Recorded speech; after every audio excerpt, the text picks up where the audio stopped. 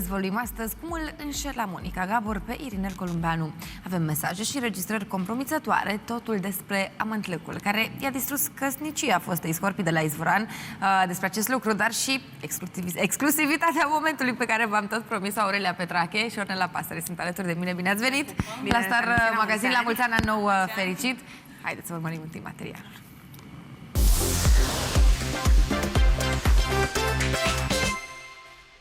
I met here in Itsu. It seems quite a long time ago now. It was back in February, I think. I was just having dinner with my friend. It was like a Tuesday night, and yeah, I saw Monica, and you know, it hit you. It hit me. Yeah, it was a bit of a whirlwind. We didn't speak straight away. We just started smiling at each other. Who smiled first? If you remember. I think I did probably. I mean, she's a beautiful girl. Of course, you're going to smile at her. So, but you know, it doesn't normally happen that the girls smile back. But she smiled back, and then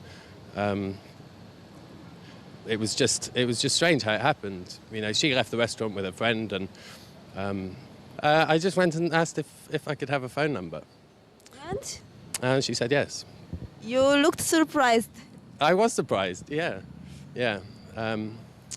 But yeah, she said yes, and we exchanged numbers, and then had a few text messages and that kind of stuff. You know, she's a beautiful girl. She's stunning. So okay, let's get back to the first text messages. You saw her, you sent her some text messages, and when did you see again? I think it was the following day. She was due to fly back to Romania on I can't remember, the Thursday or Friday or something. So we went out on the Wednesday, had some drinks. Where did you go? We went to the bar in the Dorchester Hotel. What did you talk at that drink? Did Delia also came? No, I didn't know Delia.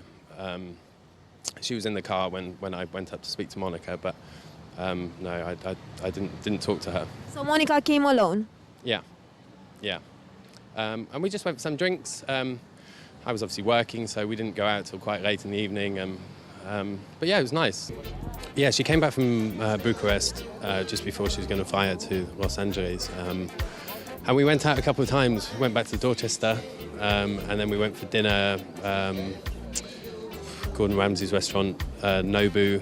She seemed to like the expensive ones the best. And then a Japanese restaurant called Cocoon.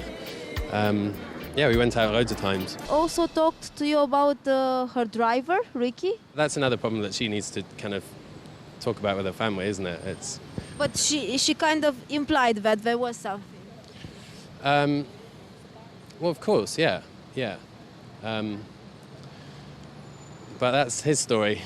Yeah, one of the nights we went out, she came back to my house, and then I went back to Delia's apartment as well when Delia wasn't there.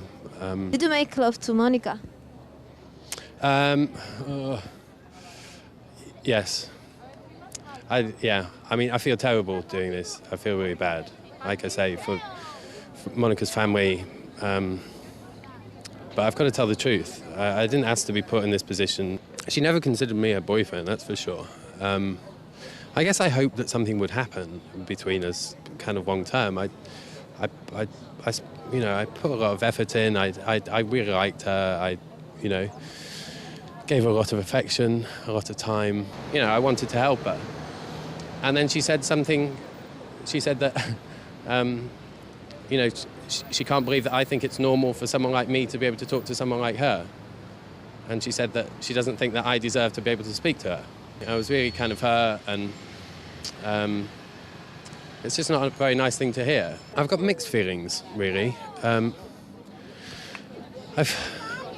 feel a bit sorry for her to a certain extent. I feel sorry that she feels the need to act like this, and I think it's just a persona that she feels it's necessary to put on because she lives a life in the public eye, and she doesn't have to behave like this. I'm sure. If she shouldn't have to try not to behave like this, but I'm sure if she did, then she'd be a much nicer person.